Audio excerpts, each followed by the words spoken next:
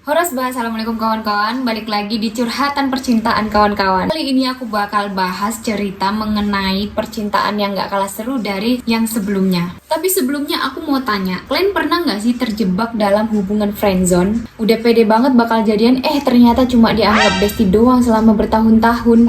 Sama halnya kayak cerita yang mau aku bawakan sekarang. Ini cerita dari kawan kita yang namanya Nurul 6 tahun yang lalu. Namanya ini udah aku samarkan ya. Dia punya friendzone yang namanya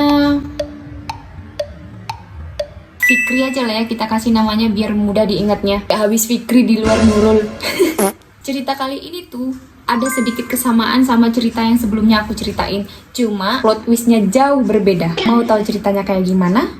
Yuk langsung aja kita masuk ke ceritanya. Jadi ceritanya Nurul ini ketemu sama Fikri waktu mereka sama-sama ada di organisasi. Waktu mereka masih kuliah. Di pertemuan itu, Nurul udah mulai suka sama Fikri. Bahkan Nurul itu udah suka sama Fikri hampir 4 tahun lamanya. Dan dia doang yang disukai sama Nurul. Nggak disangka-sangka mereka itu bisa jadi tambah deket loh. Soalnya mereka itu berada dalam satu kepengurusan yang sama. Si Fikri ini jadi ketuanya, kalau si Nurul ini jadi sekretarisnya. Dari situlah mereka mulai deket banget. Tiap kali rapat berangkat bareng, makan bareng, terus ngobrol bareng, olahraga bareng, jogging bareng. Terus kalau misalnya Nurul sakit, Fikri ini pasti siap siaga langsung yang pertama kali nganterin Nurul ke rumah sakit untuk berobat. Pokoknya Fikri ini pasang badan banget lah untuk Nurul. Kalau Nurul sedih, si Fikri ini bakalan tiba-tiba jadi pelawak gitu loh. Tapi lawakannya yang gak jelas gitu. Jadinya dia tuh kayak krik gitu. Cuma Nurul terhibur. Fikri itu jadi obatnya Nurul kalau dia lagi sedih. Sampai orang-orang di sekitar mereka itu tuh percaya mereka itu bakal jadian. Nurul juga pastinya pede banget dong bisa jadian sama Fikri. Soalnya kan mereka udah sedekat itu. Bahkan mereka itu udah sama-sama saling kenal loh di keluarganya. Saking mereka itu sering banget jalan bareng. Ya jadi Nurul itu cuma mikir,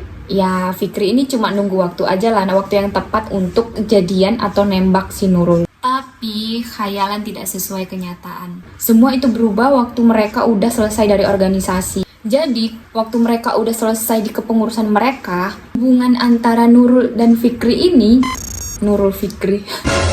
hubungan antara Nurul dan Fikri ini itu udah mulai renggang. Karena selain udah nggak ada kegiatan di organisasi, mereka juga udah mulai disibukkan dengan diri masing-masing. Dan Nurul ini udah mulai sibuk skripsian karena udah di semester akhir. Siapan buat ngejar kelulusan lah. Karena itu juga mereka jadinya jarang komunikasi. Tapi Nurul ini tuh masih coba ngechat Fikri duluan. Ya tapi gitu, Fikri udah berubah. Fikri udah nggak kayak dulu lagi waktu mereka bareng-bareng. Gak tahu alasannya Fikri kenapa menjauh dari Nurul. Padahal Nurul itu ngerasa dia nggak punya salah loh. Kok bisa-bisanya Fikri ini tuh menjauh dari Nurul, padahal mereka sebegitu dekatnya, kok tiba-tiba jadi sebegitu jauhnya. Sampai akhirnya pertanyaan itu kejawab. Nurul akhirnya dengar kabar kalau Fikri itu udah punya pacar.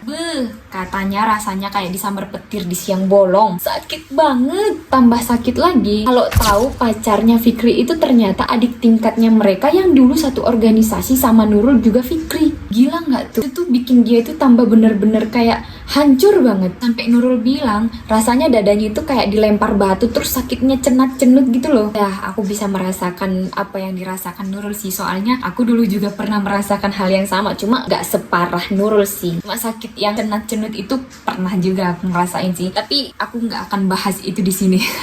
Karena kita lagi menceritakan ceritanya Nurul. Oke? Lanjut.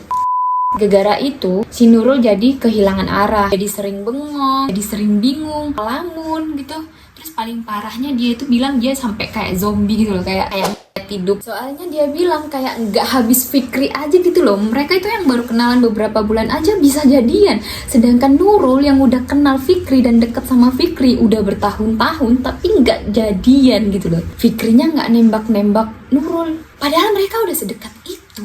Akhirnya Nurul nggak mau kesedihannya berterus-terusan, berkelanjutan. Akhirnya dia move on. Dia mulai menyibukkan dirinya dengan kesibukannya sendiri. Kebetulan kan dia lagi skripsian juga, jadi dia mulai menyelesaikan skripsinya, menyibukkan diri dengan seminar dan lain-lain. Selain itu, si Nurul ini juga mulai menjauh dari media sosial. Kayak misalnya dia jarang buka IG, terus habis itu IG-nya si Fikri sama si adik tingkatnya ini tadi juga diblok sama dia. Karena kalau dia ngelihat foto-fotonya mereka tuh kayak rasanya itu tambah sakit dan dia itu akan sulit move on. Ya tahu sendiri lah ya. Kalau misalnya si Nurul ini ketemu sama Fikri di jalan ataupun mereka lagi jalan berdua gitu, entah itu di perpustakaan, di kampus, pokoknya di manalah mereka bertemu gitu, si Nurul ini tuh pura-pura nggak ngelihat, katanya biar aja dia dibilang sombong, yang penting dia itu bisa move on. Tapi sebenarnya maksudnya bukan karena benci ya karena dia biar bisa move on aja. Udah kan beberapa bulan kemudian si Nurul ini itu udah mulai bisa move on. Ya karena tadi dia udah menyibukkan dirinya sendiri, akhirnya lupa sama masalahnya yang sebelumnya. Pas banget di bulan Ramadan, Nurul berdoa biar hatinya disembuhkan. Dia nggak mau punya rasa iri dan dengki kepada orang lain, apalagi sampai benci sama orang. Itu kan penyakit hati banget ya. Jadi dia minta kesembuhan atas dirinya. Dan dia mau minta kepada Allah biar bisa lupa dari Fikri dan juga lupa dari semua masalahnya. Dan kebetulan banget di hari raya Idul Fitri itu si Fikri nge-WA Nurul. Dia ngomong kayak gini, "Maafin aku ya Nurul, aku banyak salah ya sama kamu." Terus Nurul jawab, "Iya, lu punya banyak salah sama gue. Baru sadar lo." Tadinya dia mau jawab kayak gitu, tapi nggak dijawab kayak gitu kok. Soalnya si Nurul ini udah berpikir dewasa, dia nggak mau berpikiran anak kecil kayak gitu. Dia mikir ya mungkin dia nggak nemuin apa yang dia temukan di pacarnya sekarang di Nurul. Kalau aja ya Nurul itu berani ngungkapin perasaannya ke Fikri, dia nggak bakalan kayak gini sih mungkin. Atau bahkan mungkin mereka itu bisa sampai ke jenjang pelaminan kan ya. Iya, cerita Nurul cuma sampai di sini aja, nggak panjang emang. Cuma dari cerita ini kita itu bisa ngambil pelajarannya loh. Jadi kita itu jangan terlalu berharap ke manusia, karena manusia itu bisa membuat kita hancur sehancur-hancurnya.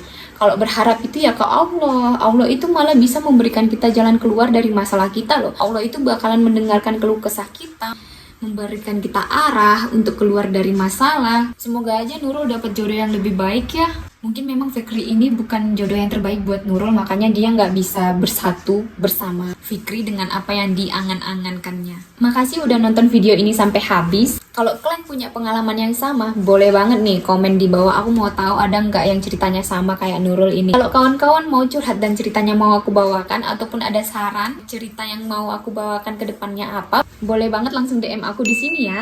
Kalau suka sama konten aku, jangan lupa subscribe, comment, and like ya. Biar aku semangat bikin konten buat kalian dan kalian gak ketinggalan notifikasi dari aku. Bye-bye, assalamualaikum.